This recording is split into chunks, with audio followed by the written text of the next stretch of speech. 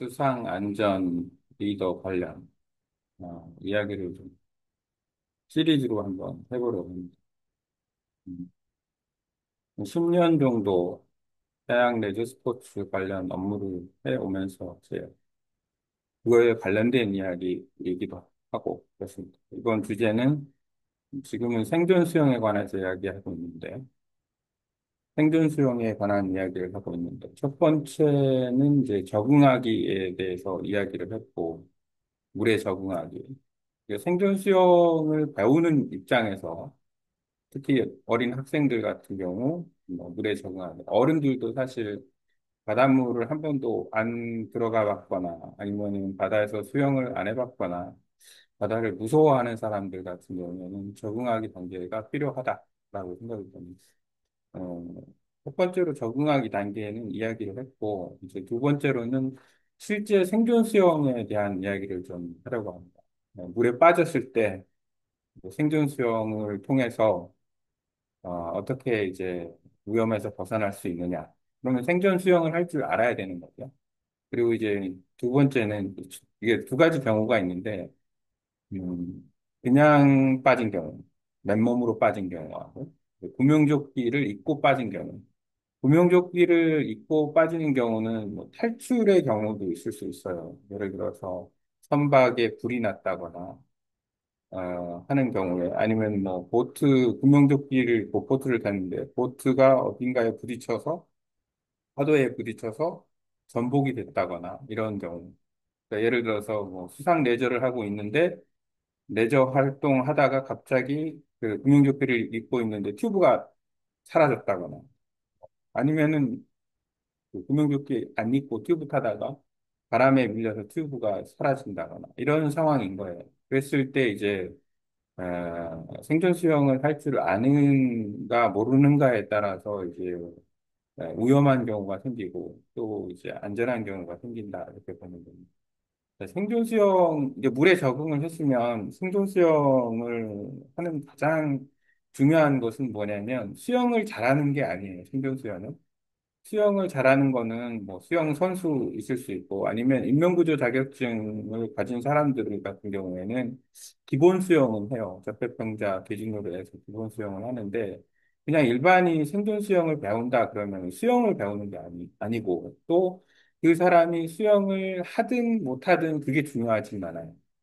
수영을 잘한다고 해서 그 어떤 물에 빠진 상황에서 그 사람이 안전하냐? 그것도 사실은 아니다. 왜냐하면 체력이 바닷물에서 물에 빠지고 날씨가 안 좋을 때 물에 빠진 상황에서는 체력 소모가 있을 수 있고 또는 조류, 이안류 이런 바다 환경에서 잘못 대처하는 경우에는 더 문제가 생길 수가 있어요. 그리고 이제 해양 레저 스포츠를 즐긴다 하더라도 수영을 잘하는 사람조차도 위험에 처할 수가 있다. 그건 뭐냐면 바다 환경에 대해서 모르고 날씨 예측이라든지 이런 걸 못했을 경우에 그런 걸 무시했을 경우에는 오히려 그 수영을 할 줄 아는 사람이 더 위험한 경우가 많다. 실질적으로 사람을 구했을 때 그 구조자가 더 위험하고 구조자가 익사사고가 나는 경우도 많아요. 그러니까 사실은 이거는 뭐냐면 그 단순히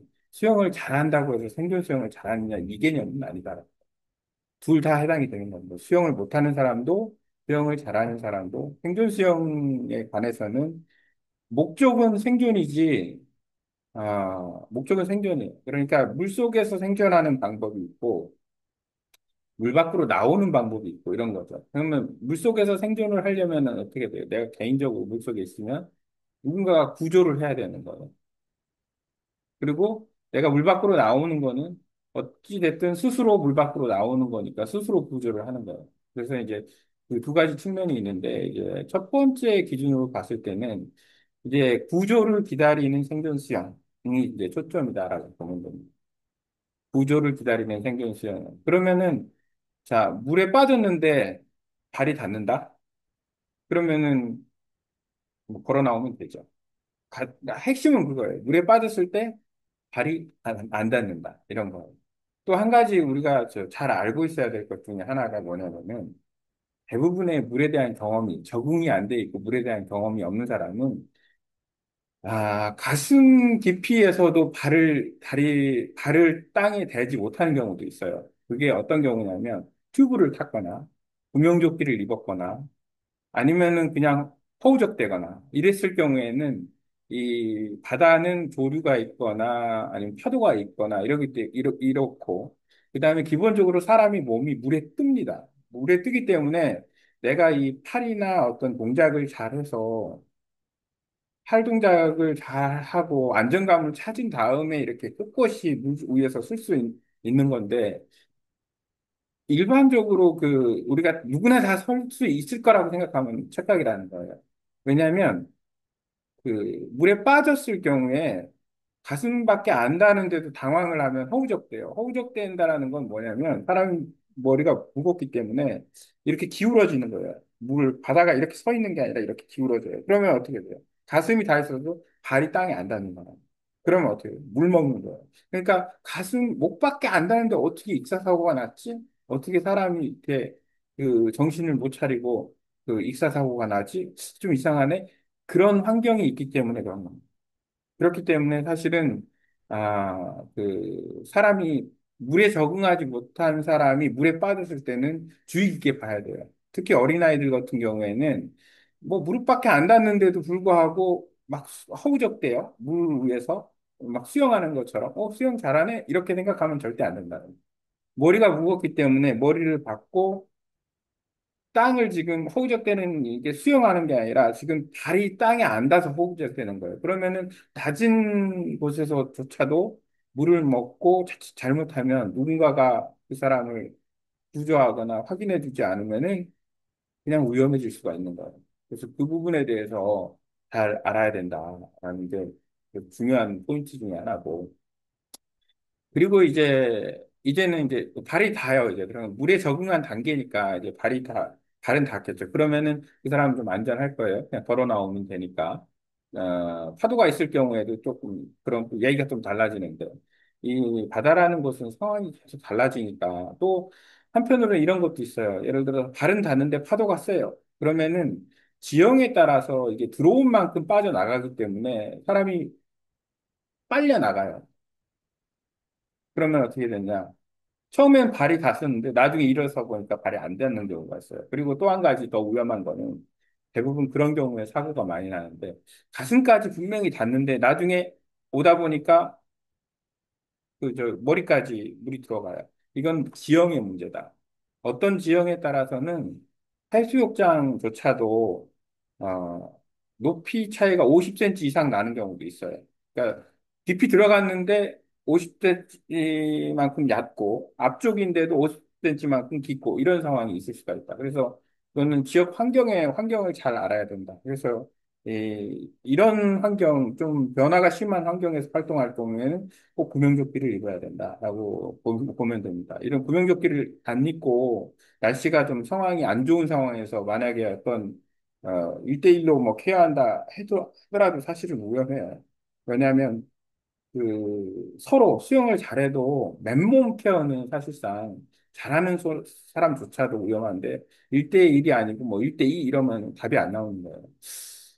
어쨌든 그런 상황이 복합적으로 있을 수 있습니다. 뭐 내가 하고 싶은 얘기는 이제는 발이 안 닿을 때, 깊이가 이제 사람 키보다 깊을 때, 우리가 그 위험한 상황이라는 거는 어떤 때 위험한 상황이냐면 배에서 물에 빠졌을 때, 또는 갯바 위에서 자칫 잘못해서 발을 헛들여서 물에 빠졌을 때, 이럴 때는 잠깐 사이에 배에서 멀어지고 갯바 위에서 멀어져요. 그러면은 어떻게 되느냐?